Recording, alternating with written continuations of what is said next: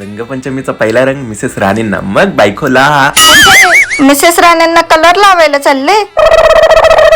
बसा घरात, अजिबात घराच्या बाहेर पाऊल नाही टाकायचं. काय चिकटकट असते राहू. Happy Holy Mrs Rane.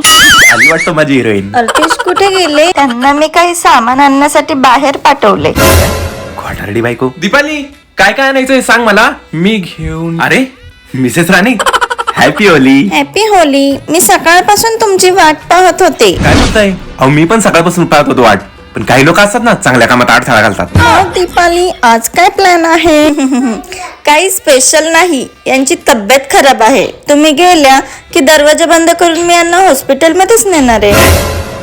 पण मला कुठं काय झाले? अजून मी दरवाजा तरी कुठे बंद केलाय? Oh no.